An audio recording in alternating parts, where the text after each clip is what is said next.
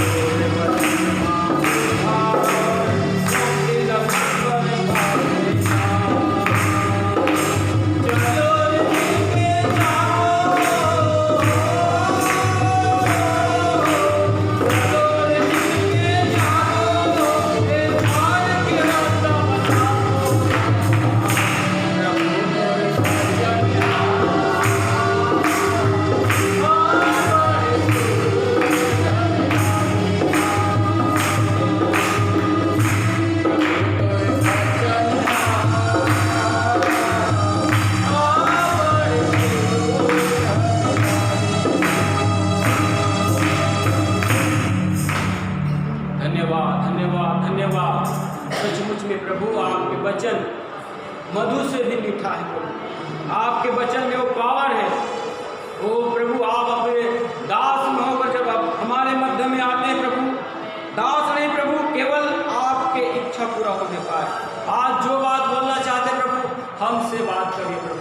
हम सुनने के लिए अपने आप को पूरी रीति से प्रभु आपके हाथ में समर्पण करते हैं प्रभु। धन्यवाद करते हैं, आप हमारे बीच में ये बातों को विश्वास करते हैं। यीशु के नाम से मांगते हैं, आमीन। हालेलुया। बच्चन अब शुगर लागत है, किसी किसी को चिकन मटन शुगर लागते है। हालेलुया। जितना लोग सुन रहे हैं जोर से हाथ उठा के हालेलुया बोले। ललित सुनाई दे रहे हैं? सुन रहे नहीं तो और पास में बैठा रहा। हालेलुया। दिनेश को सुनाई दे रहा? आर्सन को जिसको सुनाई नहीं दे रहा, मेरे चारों सर में बैठा। लेकिन यहाँ प्रार्थना भवन में जो लोग उपस्थित है उनको बैठा सकता हूँ, आप लोग जो घर में हैं आपको नहीं बैठा सकता हूँ। हालेलुया।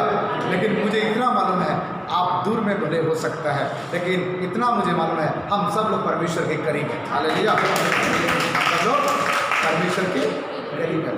आइए हम परमेश्वर के वचन में हम जाएंगे।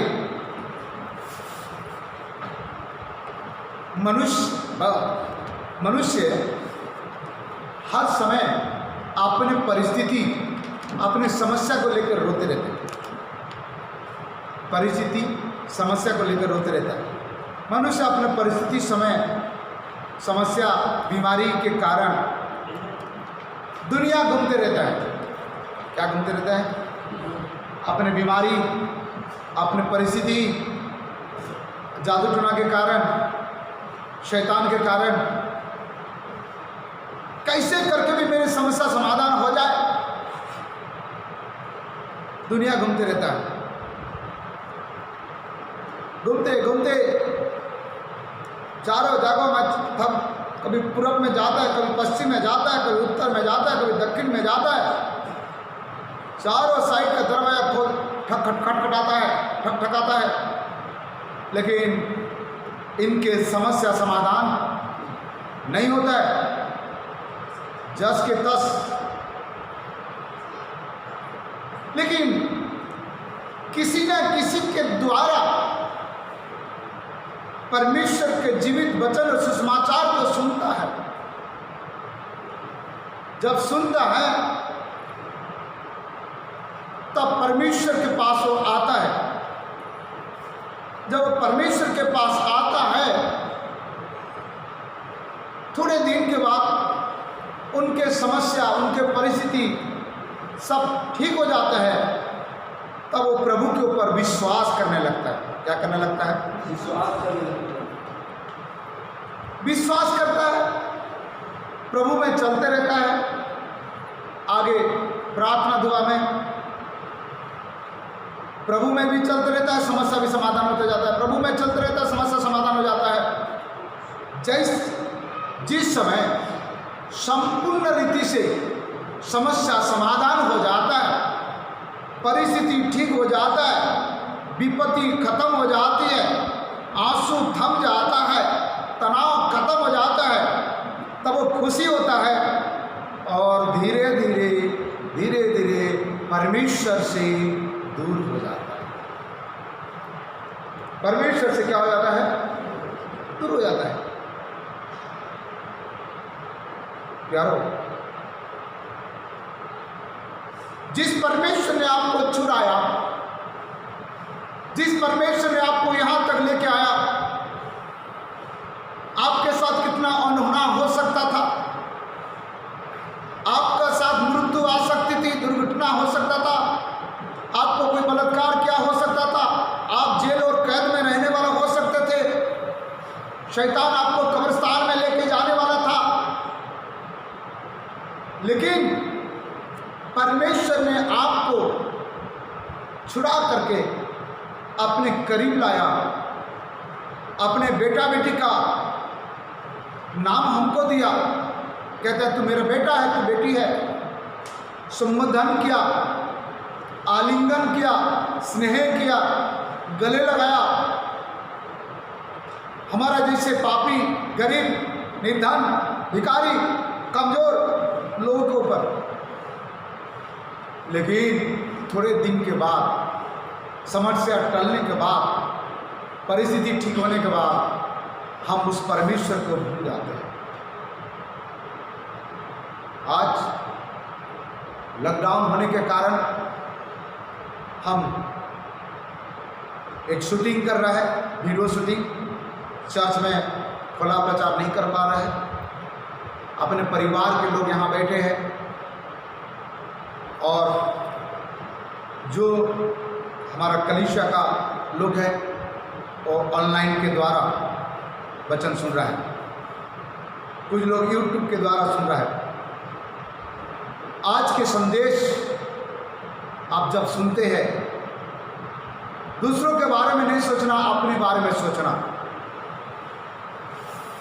अपने आप को जांचना, अपने आप को पूछना। क्योंकि आज के संदेश हर एक व्यक्ति के लिए है जिसने परिस्थिति से छूट गया, मृत्यु से बच गया, गरीबी से छुड़ाया गया, निराशा से बच गया। वो सब के लिए है परमेश्वर याद करा रहा है। आशा प्रार्थना केंद्र लालपुर रायपुर से HPC टीवी के माध्यम से आज के संदेश आपके पास जा रहा है।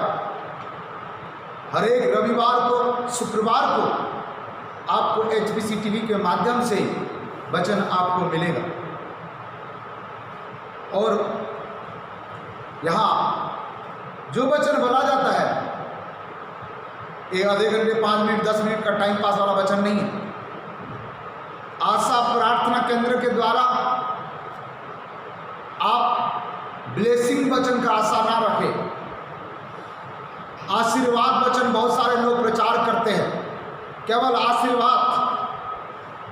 पाप में फंसे रहोगे और आशीर्वाद आशीर्वाद पास्टर रमेश नाग बोलने से नहीं मिलेगा। इसलिए हमारा यहाँ का वचन खारा होगा, हट के होगा, और यदि समझ जाओगे आशीर्वाद के लिए भीख मांगना नहीं पड़ेगा, आशीर्वाद आपका घर के अंदर पहुंचेगा। प्यारो, मेरा नाम पास्टर रमेश नाग है, आप जानते हैं। मेरी वाइफ का नाम श्रीमती निर्मला नाग, वो भी मेरे साथ सेवा करती है। मेरे कलीसिया के लोग तो जानते हैं, जो लोग आज पहली बार जुड़े, बाहर से सुन रहे हैं, उनके लिए मैं कह रहा हूँ। मेरा 3 बेटी है। बड़ी बेटी शाइनी जो बाइबल कॉलेज से आई है, दूसरी ग्लाडी और ग्लांसी। हम पूरा परिवार प्रभु की सेवा करते हैं, किसी का प्रार्थना के द्वारा, किसी का गाने के द्वारा, किसी का प्रचार के द्वारा। और आप लोग हमारे लिए प्रार्थना करिए। खाली मैं, मेरे परिवार सेवा करते ऐसे नहीं है। आशा प्रार्थना केंद्र का हर परिवार के जीवन में एक सेवकाई है। हालेलुया। इसलिए आज के संदेश में हम जाएंगे और संदेश के नाम यही है, कस कर थामे रहो। कस कर थामे रहो, अच्छा से पकड़े रहो। यदि कोई, एक उदाहरण मैं दे रहा हूं। मेरे जब बड़ी बेटी 3 साल की थी तो उस समय मुझे आप मेरे उंगली पकड़ करके किराना दुकान में ले जाती थी। चॉकलेट का लालची थी, अभी भी लेके जाती थी। तो रास्ता में 3 बार 4 बार गिर जाती थी। मेरी उंगली पकड़ी है, 3 बार 4 बार गिर जाती थी। मैंने देखा मेरे बच्चा गिर जा रहा है, मैंने उनके हाथ को पकड़ लिया, और उनके हाथ को जब पकड़ लिया गिरने का सवाल ही नहीं होता। हालेलुया। इसी प्रकार आप यदि प्रभु के हाथ को पकड़े हो तो आप प्रभु को बोलो, प्रभु मेरा हाथ छोटा है, फिसल जा रहा है, इसलिए बार बार मैं गिर जा रहा हूँ। एक काम करो प्रभु, आप मेरे हाथ को पकड़ लो, क्योंकि आपका हाथ बड़ा है और आपका हाथ से कोई छुड़ा नहीं सकता। इसलिए अपने हाथ प्रभु की ओर उठाइए। और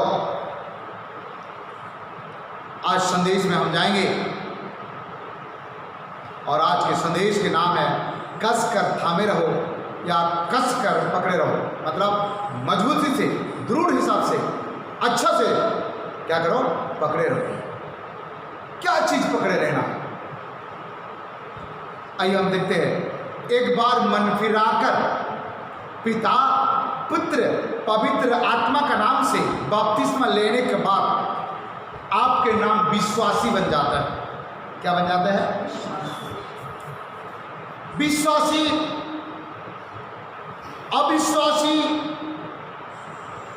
और आज एक नया विश्वासी का नाम बताऊंगा। अविश्वासी जो विश्वास नहीं करता है, विश्वासी जो विश्वास करता है, और तीसरा प्रकाशन का विश्वासी यही है कि एक आदर्श विश्वासी। कौन सा विश्वासी? हालेलुया। पहला हर समय में दो विश्वासी के बारे में बोलता, अविश्वासी, विश्वासी।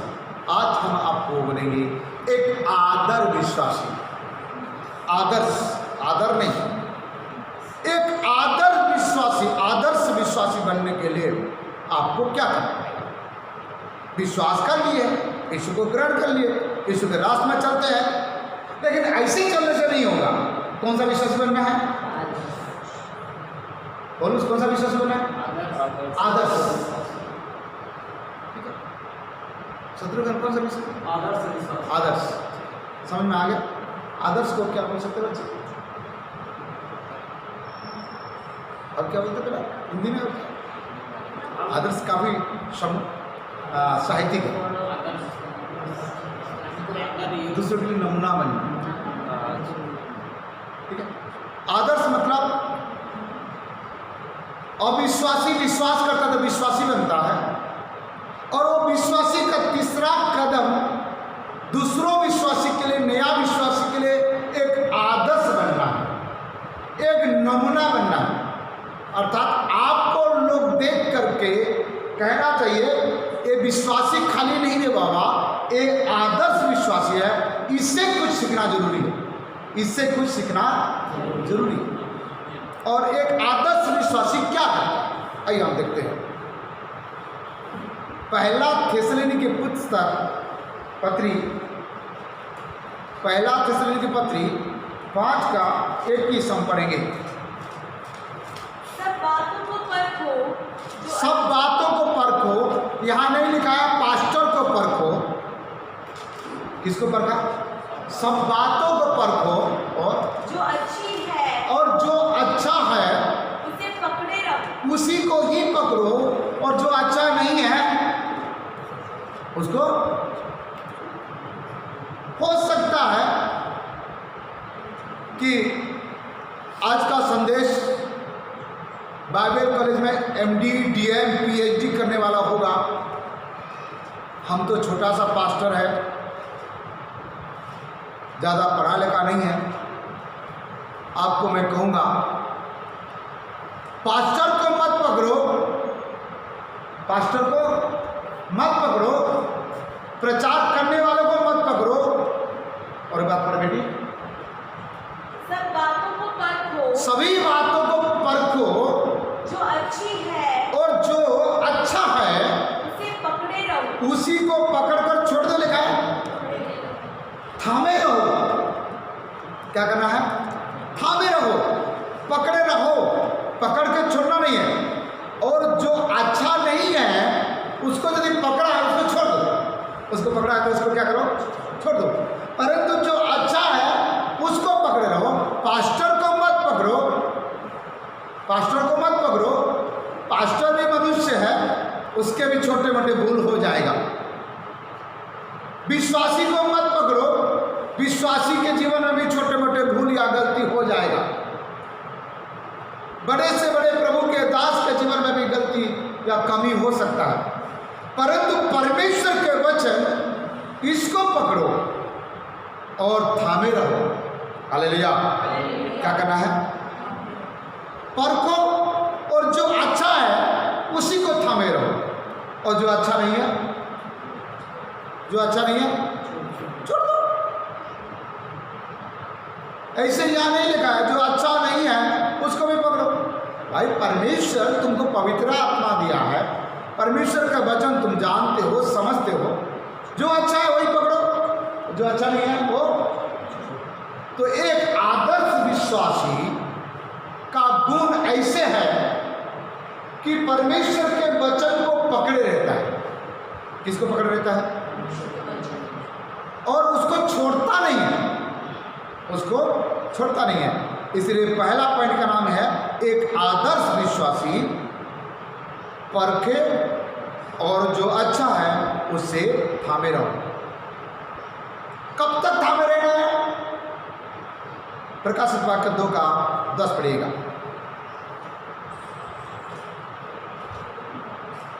प्रकाशित वाक्य 2:10।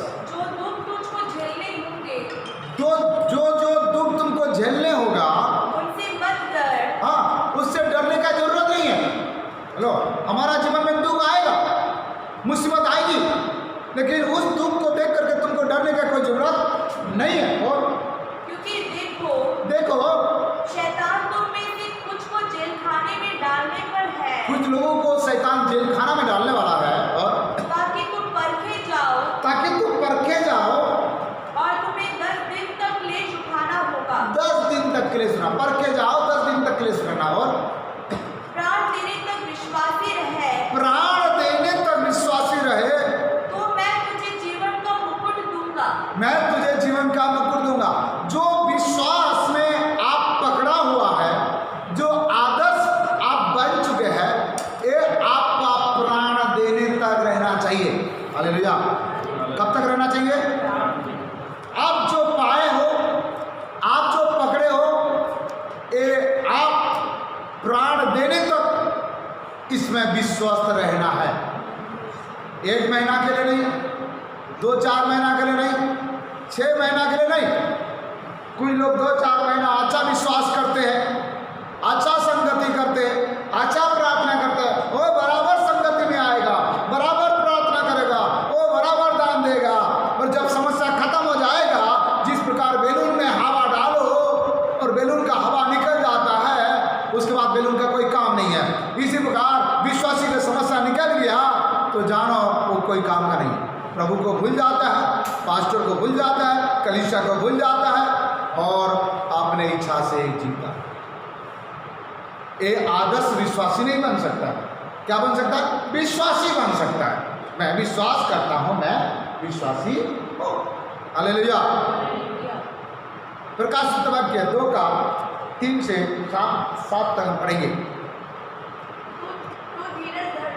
तू धीरज धरता है और मेरे नाम के लिए दुख उठाते उठाते थका नहीं। वो मेरे नाम के लिए दुख उठाते उठाते थका नहीं है।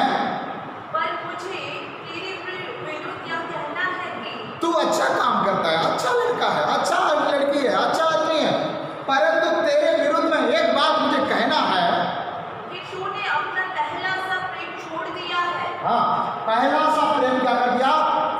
छोड़ दिया है। हालेलुया। जो प्रेम पहले था उनके पास, वो छोड़ दिया है।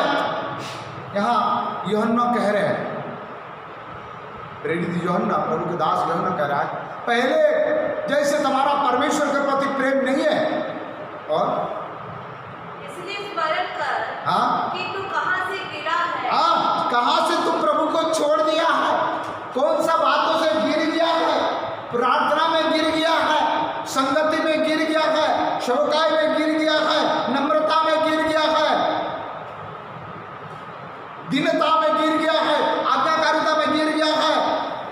यदि तू गिर गया है तो क्या करना? और मन फिरा और पहले के समान काम कर। और खड़ा हो जा पहले के समान। हालेलुया। पहले के समान दीवाना बन जा यीशु के लिए। पहले के समान तुम दीवाना बन जाओ, पहले के समान तुम बेचैन हो जाओ यीशु के काम करने के लिए, सेवा करने के लिए, प्रार्थना करने के लिए, दुआ करने के लिए, संगति के लिए बेचैन हो जाओ पहले के समान। हालेलुया। इसीलिए तो एक आदर्श विश्वासी एक बार परमेश्वर को पकड़ लेगा तो परमेश्वर को छोड़ेगा नहीं, प्राण देने तक। प्यारो, आज शाम को 7 बजे भी आपको एक लिंक भेज दिया जाएगा। आज शाम को 7 बजे भी एक संदेश आपको मिलेगा। इसीलिए 7 बजे खाना बनाना है तो पहले खाना बना के रखिए, तैयार करिए। 7 से 8 या 8:15 साढ़े 8 बजे तक आज का वचन एक सुनेंगे, ऑनलाइन में सुनेंगे। और ये चारामा से प्रभु के दास पास्टर मोहन गोयल की तरफ से एक लिंक दे रहा है। कम से कम 8,000 या 10,000 लोग इस संदेश को सुनेंगे बोल करके प्रभु के दास बता रहे थे ऑनलाइन में। तो आप भी इसमें जोड़ करके सुन सकते हैं, क्योंकि बहुत खास वचन आज रहेगा। हालेलुया। दूसरा बात, आप प्रार्थना भी करते रहिए। पहला बात, एक आदर्श विश्वासी बनना है जो आपको देख करके लोग सीखे और जाए। सेकंड बात में जाएंगे हम। एक लिखिए, बाद में रेफरेंस पढ़ेंगे, नहीं तो रेफरेंस पढ़ने के बाद भूल जाते। एक विश्वास योग्य गवाह, एक विश्वास योग्य गवाह बनना है, जो परमेश्वर का वचन के प्रति विश्वास योग्य रहना है और स्थिर रहना है। तीतुस 1:9 पढ़िएगा। तीतुस 1:9। और वह विश्वास योग्य वचन पर जो धर्मोपदेश के अनुसार है, विश्वास योग्य वचन पर जो धर्म उपदेश के लिए है, स्थिर रहे। उसमें क्या रहे? विश्वास योग्य वचन में एक विश्वासी प्रभु को पकड़ने में आदर्श बने। दूसरा, एक विश्वास योग्य परमेश्वर का वचन के प्रति विश्वास योग्य के साथ स्थिर रहना है। स्थिर समझते हो? गिरना नहीं है।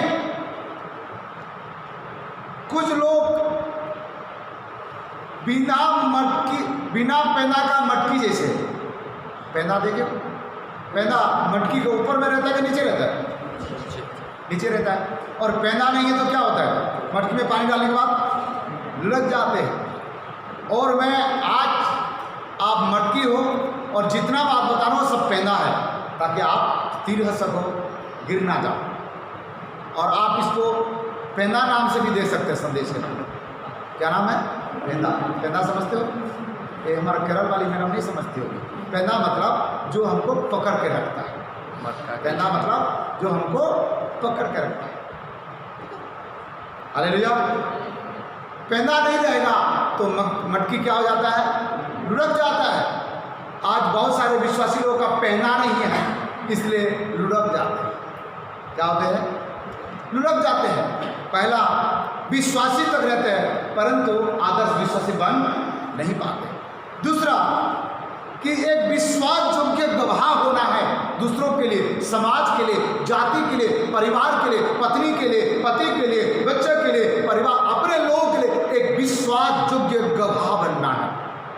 और विश्वास योग्य गवाह कैसे बन सकता है? पढ़ बेटा। परमेश्वर के वचन के अनुसार वो स्थिर रहने से। क्या रहने से? स्थिर। अर्थात वचन के अनुसार स्थिर रहना है। वचन के बाहर स्थिर रहने से कोई फायदा नहीं है, वचन के अनुसार स्थिर रहने से। दूसरा, यूहन्ना 1:9 और 10 पढ़ेंगे हम। जो कोई मसीह की शिक्षा से आगे बढ़ जाता है, जो मसीह के शिक्षा से आगे बढ़ जाता है, अर्थात बाइबल पढ़ लिया है, बाइबल समझ गया है, बीडी कर लिया, एमडी कर लिया, बीटीएच कर लिया, बहुत कुछ पढ़ लिया है, या 10 साल का विश्वासी है, या 20 साल से विश्वासी है, या खानदान से मसीह है, जो मसीह के शिक्षा से आगे बढ़ गया है और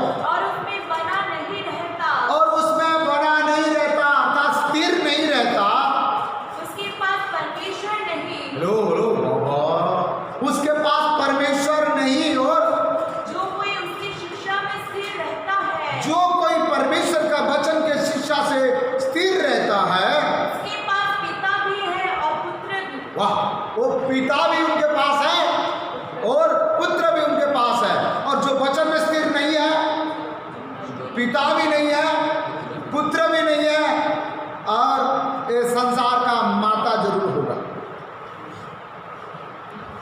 हालेलुया। आज विश्वास योग्य गवाह होना है। और विश्वास योग्य गवाह कौन है? जो वचन के शिक्षा सुन लिया है, समझ लिया है और उस वचन में जो स्थिर रहता है, अर्थात गिरता नहीं है, वचन से बाहर नहीं जाता है, वो व्यक्ति विश्वास योग्य गवाह ठहर सकता है। इसलिए हमारा नींव परमेश्वर का वचन होना चाहिए। हालेलुया। 10वीं पढ़ लिया बेटा। यदि कोई तुम्हारे पास आए, यदि कोई तुम्हारे पास आए और यही शिक्षा ना दे, हाँ, उसे ना तो घर में आने दो, यदि कड़क शिक्षा ना दे तो ना तो उसको घर में आने दो और न नमस्कार करो। अरे बाबा, उसको नमस्कार भी नहीं करना है। यदि कोई स्थिर रहने वाला शिक्षा ना दिए तो उनको घर में भी आने और उसको नमस्कार भी, खाना खिला सकते, पानी पिला सकते। यदि तुमको नमस्कार करने के लिए भी इजाजत नहीं है तो घर में ला के रखे रहोगे तो दुनियादारी का कहानी तुमको बताएगा तो तुम्हारा आत्मिक जीवन तो खत्म हो जाएगा ना। आत्मिक जीवन क्या हो जाएगा? इसलिए उसको भी बुलाओ, उसको भी बुलाओ, दुनिया के लोगों को, अपने रिश्तेदार, चाचा, मामा, भाई, भतीजा, सबको घर में बुला करके तुमको लोग सिखाएंगे, तुम्हारा ज्ञान को नहीं सुनेंगे और धीरे धीरे तुम्हारा आत्मिक जीवन को नष्ट कर देंगे। हालेलुया। ये कह रहा है इब्रानी 2:12 से 14 तक पढ़िए। वह कहता है, वो यही कहता है, मैं तेरा नाम अपने भाइयों को सुनाऊंगा, तेरे नाम अपने भाई को सुनाऊंगा, सभा के बीच में मैं तेरा भजन गाऊंगा, हाँ, और फिर यह मैं उस पर भरोसा रखूंगा, और मैं उस पर भरोसा रखूंगा, और फिर यह देख मैं उस लड़कों सहित जिसे परमेश्वर ने मुझे दिए। हाँ, 14 तक पढ़ लो। इसलिए जब ये लड़के मांस और लहू के भागी हैं तो वह आप भी उनके समान उनका सौभागी होगा, ताकि मृत्यु के द्वारा उसे जिसे मृत्यु पर शक्ति मिली थी, अर्थात शैतान को निकम्मा कर दे। आपके पास परमेश्वर यदि वचन पर आप स्थिर रहेंगे, आपको जो शक्ति मिला है वो शैतान को भी आप निकम्मा कर सकते हो। यीशु मसीह शैतान को निकम्मा कर दिए हैं और आप यीशु मसीह के संतान हो और आप अभिषेक पाए हुए लोग हो, तो आप परमेश्वर का वचन में स्थिर रहोगे तो दुष्ट आत्मा उस शैतान को भी निकम्मा कर पाओगे। शैतान आपके ऊपर हावी नहीं हो पाएगा।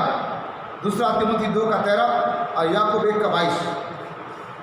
2 तिमोथी 2:13, याकूब 1:22। यदि हम अविश्वासी भी हो, यदि हम अविश्वासी भी हो तो भी वह विश्वास योग्य बना रहता है। हमारा परमेश्वर विश्वास योग्य है और आपको और मुझे भी विश्वास योग्य गवाह बनना है। हम कई बार अविश्वास के, कई बार हम प्रभु से दूर हो गए हैं, लेकिन हमारा परमेश्वर विश्वास योग्य परमेश्वर है।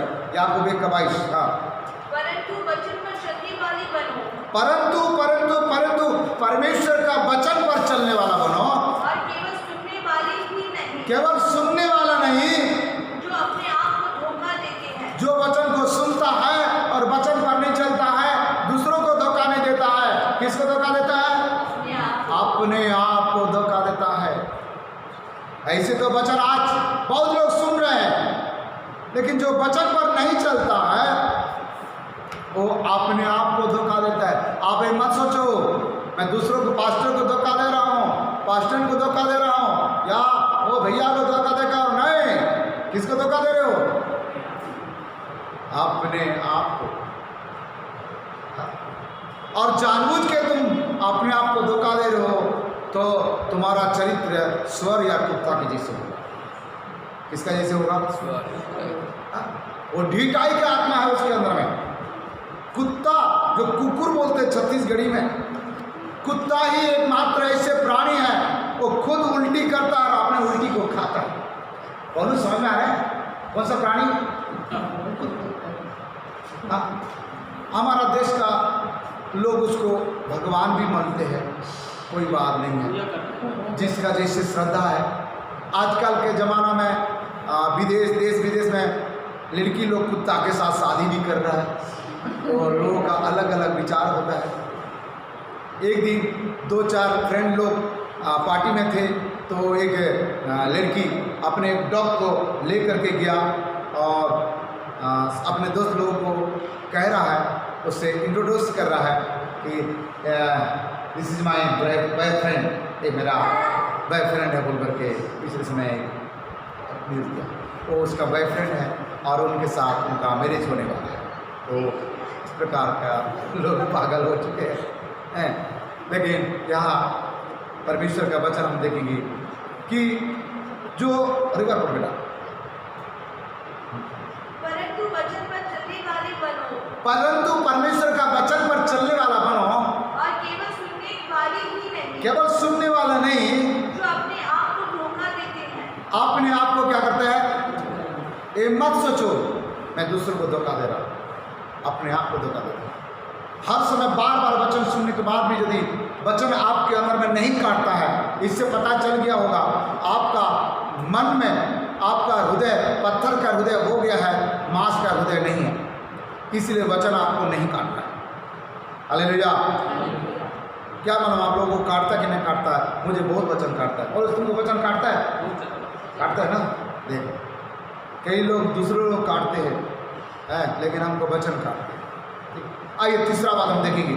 दूसरा बात, एक विश्वास योग्य गवाह होना है और वचन में स्थिर रहना।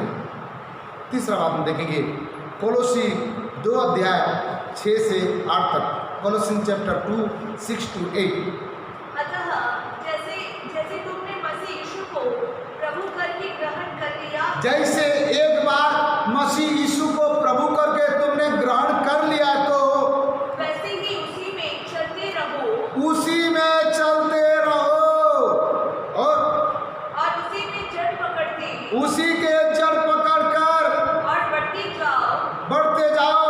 और जैसे तुम सिखाए गए, जैसे तुम सिखाएंगे वैसे ही विश्वास में दृढ़ होते जाओ। विश्वास में दृढ़ होते जाओ। इस पेन के नाम हमने दिए यीशु मसीह में बढ़ते जाओ, अर्थात यीशु रूपी जड़ में बढ़ते जाओ।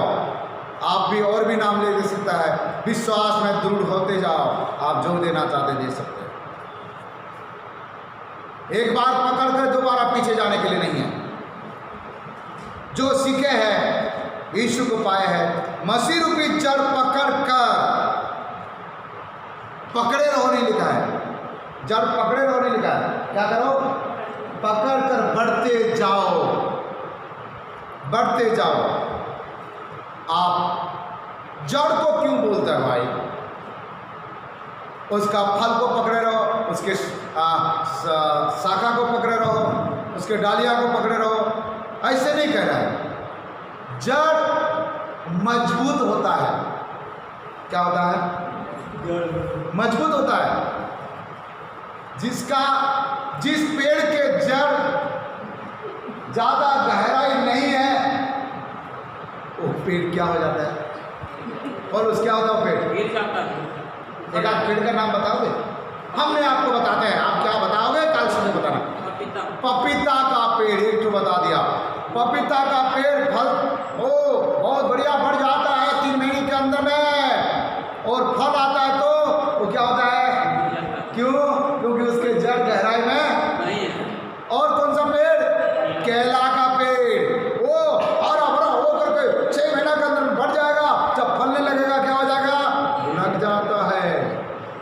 क्या मजबूत नहीं है? और गिरा के देखो नीम का पेड़, बबूल का पेड़, क्योंकि उसके जड़ गहराई है। हालेलुया। और एक प्रकाशन बोलूंगा, जिस पेड़ के जड़ गहराई में है उसमें कांटे भी रहता है। क्या रहता है? कांटे भी रहते हैं। आपका आत्मिक जीवन में कांटे भी आ जाए, लेकिन वो कांटे फायदेमंद होते हैं। हालेलुया। इसलिए यीशु रूपी जड़ पकड़कर आप गहराई में बढ़ते जाओ। किस में बढ़ते जाओ? ताकि आप थोड़े से हवा में गिर नहीं जाए। थोड़े से समस्या परेशानी आएगा तो गिरोगे नहीं, हारोगे नहीं, यदि आपके अंदर में यीशु रूपी जड़ मजबूती है। हालेलुया। चाहे आंधी आने दो, चाहे तूफान आने दो, हमको डरने का कोई जरूरत नहीं है, हमको गिरने की कोई जरूरत नहीं है। Praise the Lord. हालेलुया। एक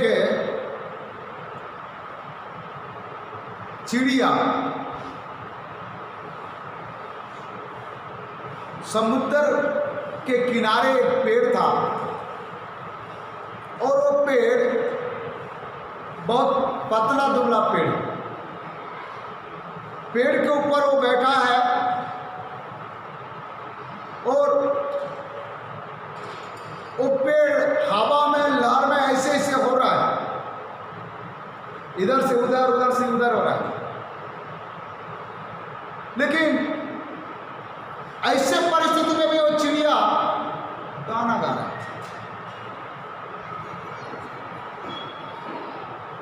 हवा में पेड़ लहर रहा है, हिल रहा है और वो चिड़िया पेड़ के ऊपर में बैठा है और वो गाना गा रहा है।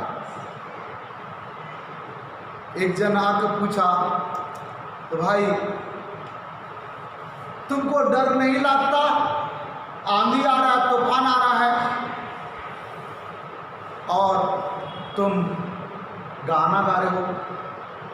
उसने कहा, मैं जिस पेड़ में बैठा हूं, इस पेड़ का जड़ बहुत गहराई गया है, दिख रहा है दुबला पतला, परंतु गहराई में गया है। ये पेड़ टूटेगा नहीं, ये पेड़ उखड़ेगा नहीं। यदि कोई कारण से उखड़ भी गया तो मुझे डरने का जरूरत नहीं है। मेरा सृष्टिकर्ता मुझे पंख दिया है, मैं उड़ के चले जाऊंगा। इसी प्रकार आज प्यारो, मसीह रूपी जड़ पकड़ करके बढ़ते जाओ, गिरोगे नहीं, हारोगे नहीं। यदि कोई कारण से गिर गए, हार गए हैं तो पवित्र आत्मा रूपी पंख आपके पास है। एक दिन उड़ जाओगे और आपको आंधी तूफान कुछ कर।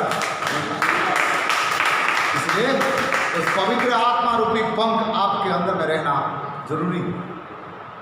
इसलिए मसीह रूपी जड़ यदि बढ़ते जाएगा तब आप भी विश्वास के साथ कह पाओगे, एक दिन मेरे स्वामी आएगा, आंधी आए, तूफान आए, मैं उड़ के चले जाऊंगा। हालेलुया। तीसरा बात यही है, यीशु में बढ़ते जाओ, मसीह की जड़ पकड़कर चलते जाओ, दृढ़ मजबूत रीति से पकड़ेगा। चौथा बात हम देखेंगे, दूसरा तीमोथी 1:13 और 14। दूसरा तीमोथी 1:13 और 14। जो खरी बात तुमने मुझसे सुनी है।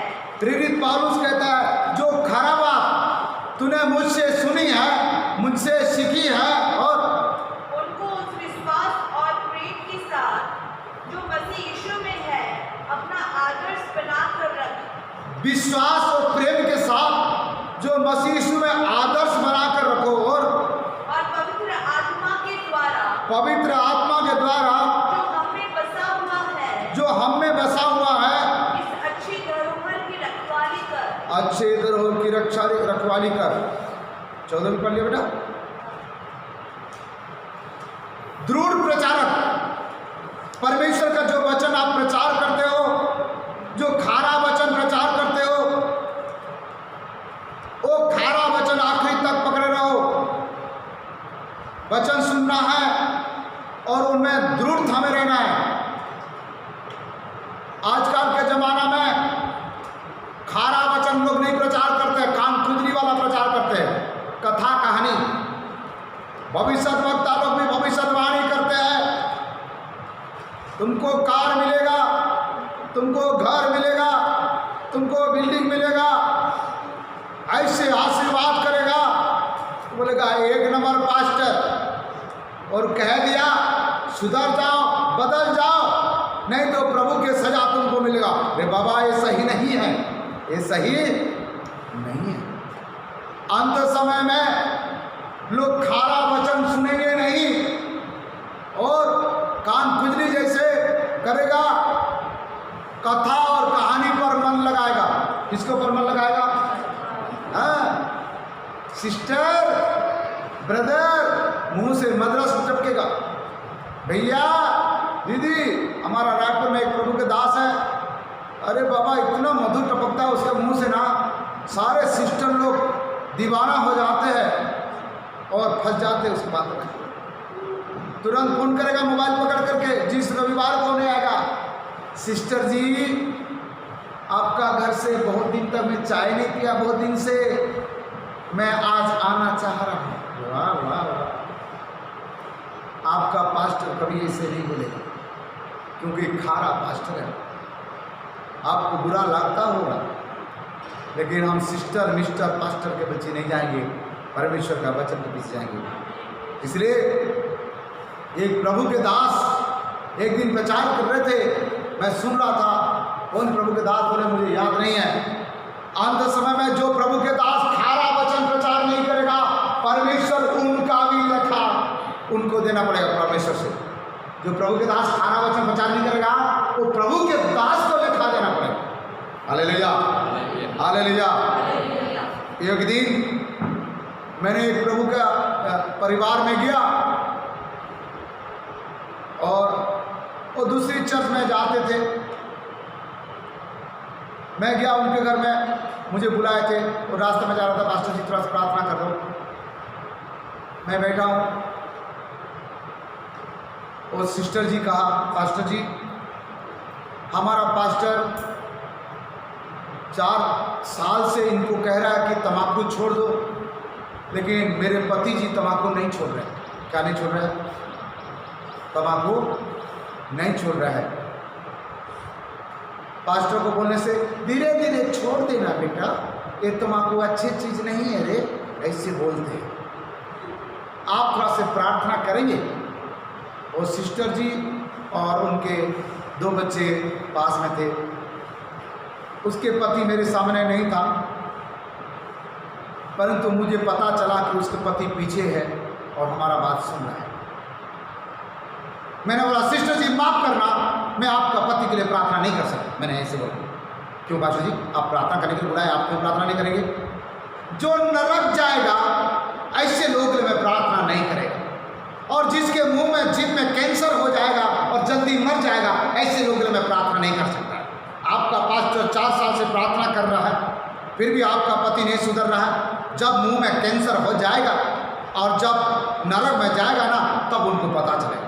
मैं आपके लिए, आपके बच्चों के लिए जरूर प्रार्थना करेगा। आइए आइए बैठिए, मैं जा रहा हूँ। और सिस्टर आया और अपने लिए, अपने बच्चों के लिए प्रार्थना कराने के समय पीछे से उसके हस्बैंड दौड़ करके आया, बोलते सर अभी से मैं तम्बाकू जो और चुना तो मैं फेंक देता हूँ, आज से मैं तम्बाकू नहीं खाऊंगा। यारो मैं यदि उसको बड़े मीठा, ब्रदर दान मुझे देते रहना और धीरे धीरे तुम छोड़ते जाना, तो कभी नहीं छोड़ता। यारो मैं खारा बोलता हूँ तो लोगों को अच्छा नहीं लगता है, लेकिन उसके पीछे सच्चाई यही है, खारा नहीं बनूंगा तो आप खुद खारा बन जाओ। इसलिए आप खारा बनने के पहले मैं आपको खारा बना दूं, ताकि सच्ची खारा बन जाओ। गड़बड़ी खारा नहीं, दुनिया का खारा नहीं, आत्मिक खारा बनो।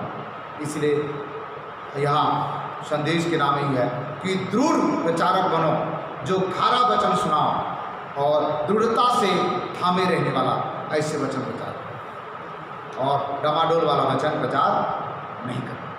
दृढ़ प्रचारक बनो और खारा वचन सुनाओ, जो लोग दृढ़ से पकड़ेंगे और वो स्थिर हो जाएंगे। 5वां बात हम आपको बताना चाहेंगे, इब्रानी की पत्री 4 अध्याय 14 पद हम पढ़ेंगे।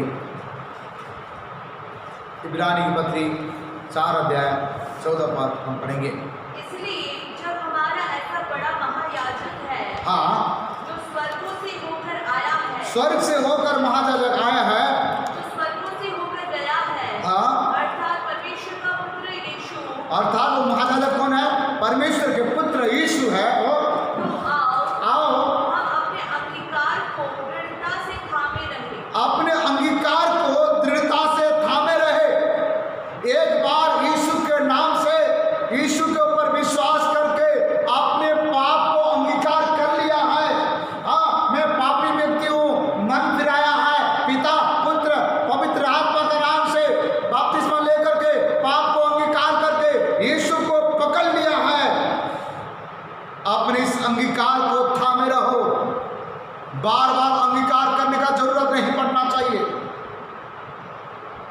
हाँ, चाहे जान जाए, चाहे प्राण जाए, परंतु जवान ना जाए। एक बार प्रभु यीशु के नाम से समर्पण कर लिए हैं कि मैं प्राण देने तक विश्वास करूंगा।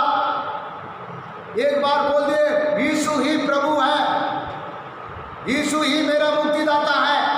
एक बार मैं पापी हूं, प्रभु मुझ पर क्षमा कर, आप अपने गलती गुनाहों को प्रभु के सामने मान लिए हैं, अंगीकार कर लिए हैं, पाप से अंगीकार कर लिए हैं, तो इसमें हमें रहो, इसको पकड़े रहो। दोबारा उस पाप में फंस करके, दोबारा उस बुराई में फंस करके बार बार आ जा करके रोने से कोई फायदा नहीं है।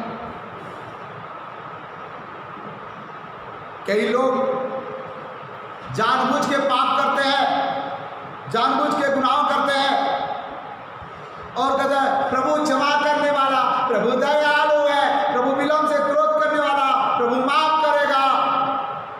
हाँ, परिवार के लोग क्या बोलेंगे, रिश्तेदार क्या बोलेंगे, इसलिए थोड़ा से अगरबत्ती लगा दिया है। लोग नाराज नहीं होंगे इसलिए मैं थोड़ा से छठी और त्योहार मना लिया है। दोबारा फिर प्रभु को माफी मांग करके चल जाएगा, चलिए। मिलावट विश्वासी मत बनो, मिलावट विश्वासी नहीं तो दूध और पानी को मिला दो, दोनों को 1-1 लीटर,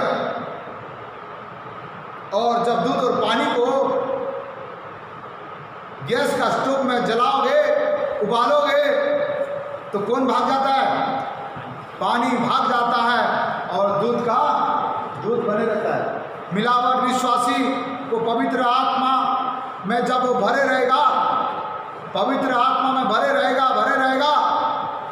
आत्मिक जीवन में उनके मिलावट खत्म हो जाएगा। लेकिन पवित्र आत्मा से दूर भाग रहा है तो मिलावट इसलिए पकड़ा रहेगा। इसलिए एक बार प्रभु को अंगीकार कर लिया, यीशु ही प्रभु है, मेरे पाप से छुड़ाने वाला, मेरे लिए अपने जीवन देने वाला, तो ये बात को पकड़े रहो, बार बार इधर उधर मत भटको। सिरपुर में एक विश्वासी था, प्रभु को ग्रहण किया, अरे बाबा कुछ दिन सेवकाई भी किया, बपतिस्मा लिया, उद्धार पाया, सेवकाई किया, और किसी ने कह दिया यीशु मसीह का सब कुछ अच्छा है भाई, परंतु ये चिकन मटन मछली खाते हैं इसलिए यीशु भगवान अच्छा नहीं। क्या अच्छा नहीं है? यीशु भगवान अच्छा नहीं है। मुझे बोला पास्टर जी आप मछली खाते हो, मैं बोला खिलाना चाहते तो अभी खिला दो, खाऊंगा। आप कैसे पास्टर बन गए हो? बोला मैं कैसे बना मुझे भी नहीं मालूम, लेकिन मैं पास्टर हूँ। मछली छोड़ दो। बोला आपको कौन बोला? यीशु मसीह अच्छा है, परंतु ये वाला शिक्षा सही नहीं है। मैंने बोला तुम पढ़ा लिखा होता बेटा तो तुमको समझा देता। मेरे प्रभु सबको खाने के लिए बोला है, इंसान को नहीं खाना, बाकी सबको खाना। जीवधारी मनुष्य के जीवन में पाप मृत्यु हो जाता तो पाप नहीं है, आत्माधारी मनुष्य को, आत्माधारी लोगों को नहीं माना।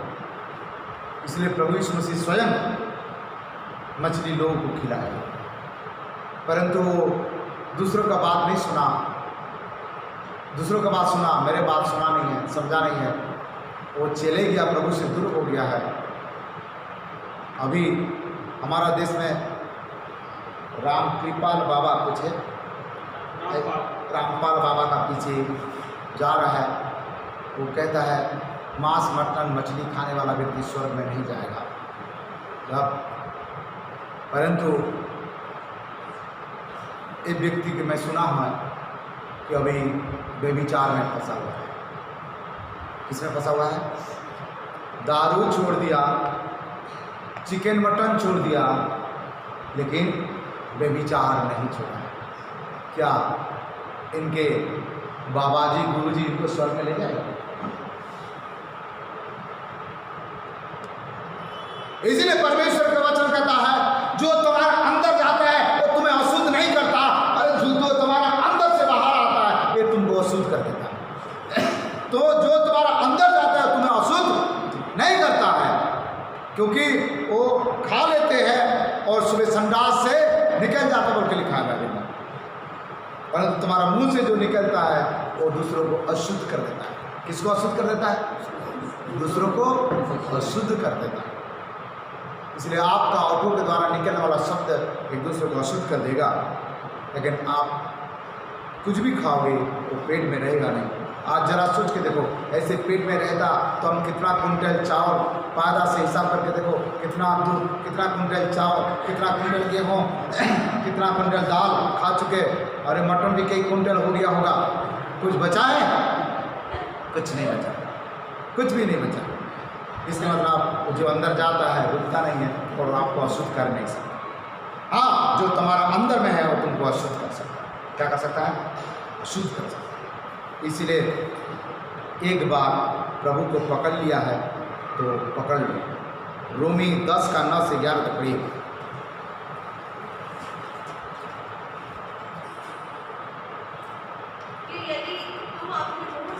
यदि तुम अपने मुंह से यीशु को प्रभु जानकर अंगीकार करें, यीशु को प्रभु जान करके एक बार अंगीकार कर लिया तो, और अपने मन से विश्वास करें, और अपने मन से विश्वास किया कि परमेश्वर ने उसे मरे हुओं में से जिलाया, परमेश्वर ने उसे मरे हुए में से जिलाया, तो निश्चय उद्धार पाएगा। तू निश्चय उद्धार पाएगा। एक बार विश्वास कर लिया, ग्रहण कर लिया, निश्चय उद्धार पाएगा। और क्योंकि धार्मिकता के लिए हाँ, मन से विश्वास किया जाता है, मन से विश्वास किया जाता है, और उद्धार के लिए हाँ, उनसे अंगीकार किया जाता है। तुम अपने पाप को अंगीकार कर चुका है और इसको फिर इनकार मत करो। अंगीकार कर लिया है, हाँ मैं पापी हूँ, ईश्वर ही मुझे छुड़ाने वाला। ये बोलने के बाद कुछ दिन के बाद अरे यार सब ठीक हो जाएगा ना, जो होगा देखा जाएगा, ऐसे बोल करके अपने ऊपर श्राप मत लो, इसको थामे रहो। अपने अंगीकार को क्या करो? थामे रहो। ठीक है। छठवां बात हम देखेंगे इब्रानी की पत्री 10 का 23, 10 का 23। आओ हम अपनी आशा के अंगीकार को दृढ़ता से थामे रहें। आशा की अंगीकार को दृढ़ता से थामे रहे। जो आपके अंदर में जो जीवित आशा है, ये जीवित आशा में दृढ़ बनकर के थामे रहे। आपका आशा बदलना नहीं चाहिए, आपका आशा निराशा में नहीं जाना चाहिए, आपका आशा खत्म नहीं होना चाहिए। जो एक बार परमेश्वर के प्रति जो जीवित आशा रखे हो, ये आशा को दृढ़ता से थामे रहो। मन को भटकाना नहीं है। आशा प्रार्थना केंद्र में आकर के आपका जीवन में आशा ही नहीं है तो आशा प्रार्थना केंद्र में आकर फायदा है क्या? और एक बार पढ़ बेटा, आओ हम अपनी आशा के अंगीकार को आशा की अंगीकार को दृढ़ता से थामे रहें। दृढ़ता से थामे रहे। और क्योंकि जिसने प्रतिज्ञा की है, जिस प्रभु ने प्रतिज्ञा की है वह सच्चा है। वो सच्चा है। हालेलुया। हालेलुया। आपको जो जीवित आशा दिया है, केवल मसीह लोग के पास जीवित आशा है, दुनिया के पास केवल आशा है। क्या आशा है? कमाबो, खाबो, मर जाबो और जीव बनबो, ओमका बनबो, डिमका बनबो, चींटी बनबो, कुत्ता बनबो, बिल्ली बनबो और आखिर में नरक में चले जाओ। ये संसार के लोग के पास आशा है। कमाबो, खाबो, है ऐसी बात, कमाबो और खाबो और मर जाबो। मर जाबो तो का बनबो? जीव बनबो, चिट्टी, बिल्ली, कुत्ता, है कई लोग गुलर बनो बोलते, ठीक है, ताकि लोगों को मारेगा। हाँ, कोई लोग तो आखिरी बोलते हैं कि गौरू माता यदि बनेगा ना उसके बाद मनुष्य रूप में आएगा। ठीक है, तू जो बनना बन, हम तो ऐसे कुछ नहीं बनेंगे। हमारा एक ही आशा है, मेरे प्रभु आएगा और हमको बादलों पर ले जाएगा। इसके सिवा कोई आशा नहीं। यही है जीवित आशा। Hallelujah, hallelujah. हाँ, हम तो कहते भी है, हम एक दिन स्वर्ग जाएंगे, हम यीशु के साथ एक दिन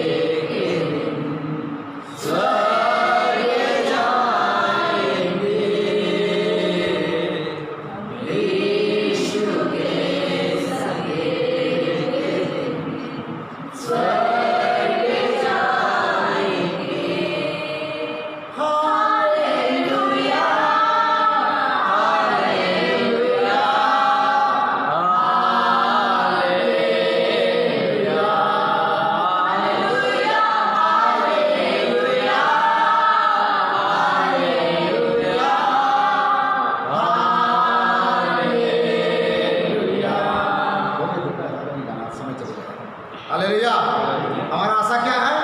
एक दिन पिता से मिलेंगे और पिता के पास जाएंगे, आनंद मनाएंगे। हालेलुया।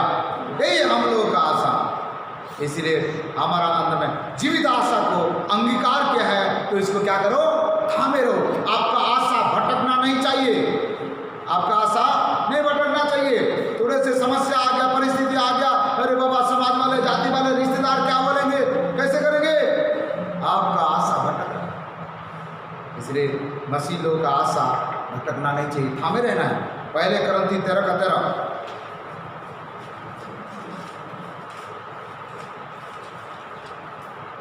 पहले करंती 13:13 पर अविश्वास, अविश्वास, आशा, आशा, प्रेम, प्रेम, ये तीनों स्थायी हैं। हो गया बेटा, ये तीनों स्थायी है। विश्वास, आशा, प्रेम स्थायी है और बाकी सब अस्थायी है। हाँ? ये तीनों स्थायी है, आशा स्थायी है। इसलिए उस परमेश्वर पर आशा रखना जो कभी मरेगा नहीं। मर गया, गड़ा गया, जी उठा और अभी जिंदा है, दोबारा मरने वाला नहीं है। जीवित प्राणी के ऊपर जो संसार में रहते हैं, ऐसे लोगों पर आशा रखोगे कोई फायदा नहीं है। वो मर जाएगा एक दिन, आपका आशा अधूरा हो जाएगा। लेकिन उस परमेश्वर पर आशा रखना जिसने आप पर मुझे सृष्टि किया, जिसने आप पर मुझे रचा, जिसने आप पर मुझे अभी तक चलाया, उस पर आशा रखना। उस पर आशा रखेगा तो आपका आशा कभी टूटेगा नहीं, आपका आशा कभी। कुछ लोग तो काम करूंगा, 10,000 15,000 पैसा आएगा और मेरा जिंदगी हो जाएगा, सोचते 10,000 15,000 जिंदगी हो जाएगा। आशा प्रभु पर रखो, आपका आशा। इसलिए भजनकार कहता है, किसी ने रथों का ऊपर, किसी ने घोड़ों के ऊपर भरोसा रखा और मैं तो। हालेलुया। भजन सकता है 121 में क्या लिखा है? मैं अपने आंखें,